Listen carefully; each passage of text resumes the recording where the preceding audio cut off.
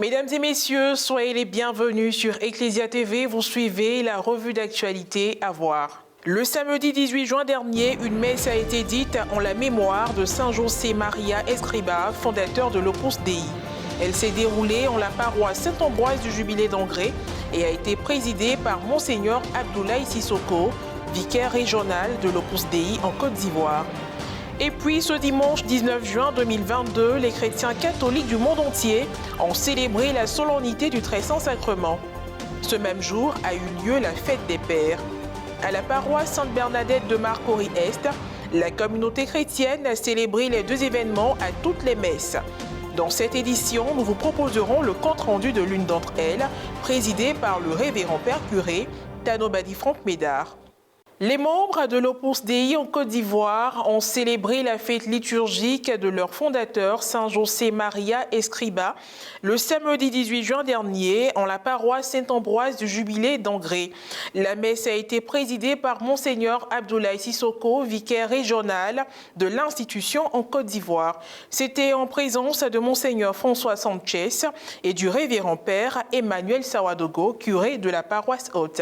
Reporter d'images Francis Okoué, commentaire Morel Poti. Archidiocèse d'Abidjan, paroisse Saint-Ambroise du Jubilé d'Angré. Le samedi 18 juin dernier, une messe d'action de grâce a été dite en l'honneur de Saint José Maria Escrivá de vénérée mémoire, fondateur de l'Opus Dei. L'institution est une prélature personnelle de l'Église catholique. Le nom donné en latin signifie en français « œuvre de Dieu ». La célébration eucharistique a été présidée par Monseigneur Abdoulaye Sissoko, vicaire régional de l'Opus Dei en Côte d'Ivoire. Étaient présents Monseigneur François Sanchez et le révérend Père Emmanuel Sawadogo, curé de la paroisse haute. Plusieurs autres prêtres, des religieuses et religieux, des membres de l'Opus Dei en Côte d'Ivoire et des fidèles ne sont pas restés en marge. Pendant son homélie, Monseigneur Abdoulaye Sissoko s'est dit heureux du message du soutien du cardinal Jean-Pierre Coutois, archevêque métropolitain d'Abidjan, avant de relever la particularité et le sens de cette célébration dont la périodicité est annuelle. C'est la première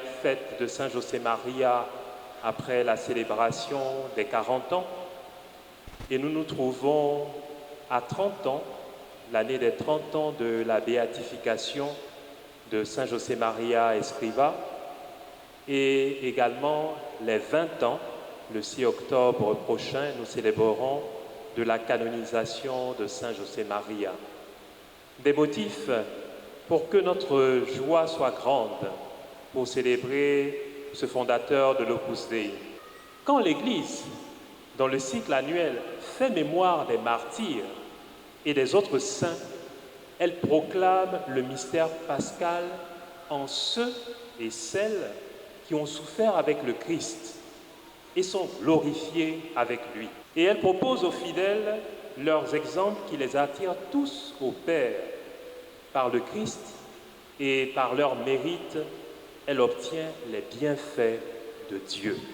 Saint José Maria Escrivá est né le 9 janvier 1902 à Barbastro en Espagne. Il a été ordonné prêtre le 28 mars 1925. Il a fondé l'Opus Dei par inspiration divine le 2 octobre 1928 à Madrid. Arrivé à Rome en 1946, il y est décédé en odeur de sainteté le 26 juin 1975. La célébration de la fête liturgique de Saint José Maria Escrivá s'est achevée par la vénération de ses reliques. Chacun à son tour venait s'incliner devant le symbole associé à sa vie. La cérémonie d'aujourd'hui que nous venons d'avoir est une cérémonie très belle, mais elle a une signification très profonde. En fait, c'est de dire que ce message de chercher Dieu au milieu du monde, donc d'être heureux, est un message qui intéresse tout le monde. Et par conséquent, il faut le diffuser.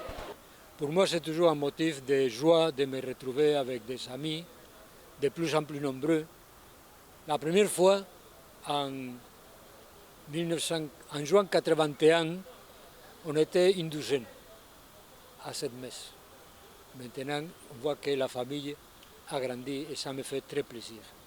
Cette année, la célébration de la solennité du Très Saint Sacrement coïncide avec celle de la fête des Pères. Ce dimanche à 19 juin 2022, la communauté paroissiale de Sainte-Bernadette de Marcory-Est a commémoré ces deux événements importants au cours d'une messe présidée par le révérend Père curé Tanobadi Franck Médard, en présence de l'abbé Franck Barthélemy Kouami. Pendant son homélie, le curé a mis l'accent sur le mystère du Très Saint-Sacrement et est revenu sur l'importance de l'adoration que doivent faire les chrétiens. Aujourd'hui, à travers cette solennité, l'Église veut nous amener non seulement à contempler ce grand mystère, mais à donner une place de choix après l'Eucharistie à l'adoration du Très Saint-Sacrement dans la vie de prière de l'Église. Et nous constatons de plus en plus que les chrétiens catholiques ont pris conscience de la place de l'adoration du Saint-Sacrement. Soulignons qu'en ce jour spécial, les papas de la paroisse Sainte-Bernadette de Marcory-Est ont été honorés aux différentes messes dominicales. Et puis, pour terminer, le dimanche 12 juin dernier, la cérémonie de bénédiction de la chapelle Sainte-Marie-Madeleine de Diewaga et celle de l'admission du sacrement de confirmation à 18 femmes catéchumènes ont conjointement été célébrées. À cette occasion, la messe a été présidée par l'administrateur diocésain de Katiola, révérend Monseigneur Félix Nyenancini Koulibaly. Un compte rendu signé Serge Alain Thiémon, correspondant local RNC. Commentaire Morel Poti. Diocèse de Katiola.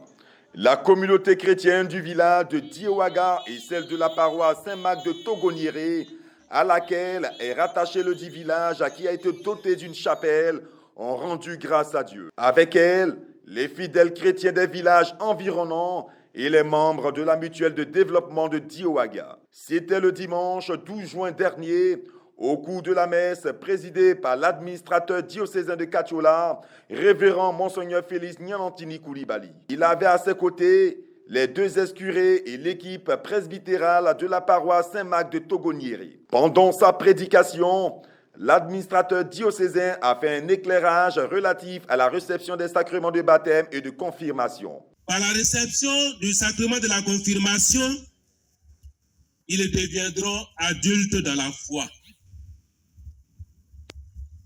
Et nous savons que plusieurs, après la réception du baptême, se disent « Nous avons déjà reçu notre diplôme ». Ce n'est pas une exigence de courir après la confirmation. Et beaucoup restent à cette étape. Or, le baptême nous fait naître à la vie de Dieu. Mais étant donné, nous sommes appelés à grandir. Après la liturgie de la parole, se sont déroulés les rites d'admission du sacrement de confirmation de 18 catéchumènes.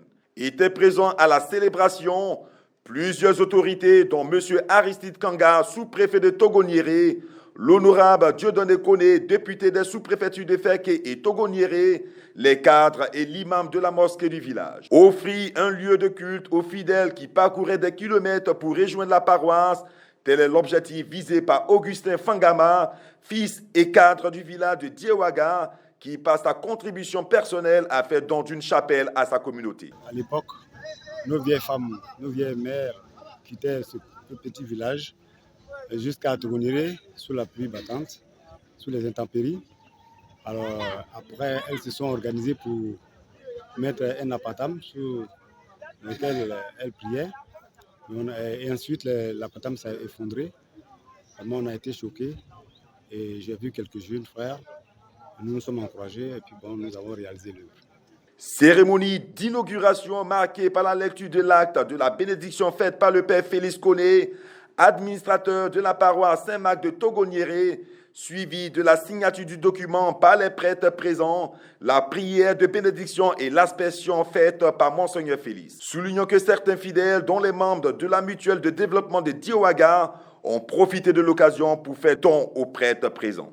Je tenais à être là pour aussi communier avec la population, avec les chrétiens de la sous-préfecture de Togoniéré. Et voilà, c'est la fin de cette édition d'information. Merci de l'avoir suivi. Encore une fois, très bonne fête à tous les pères du monde entier. Que Dieu nous garde. À très bientôt.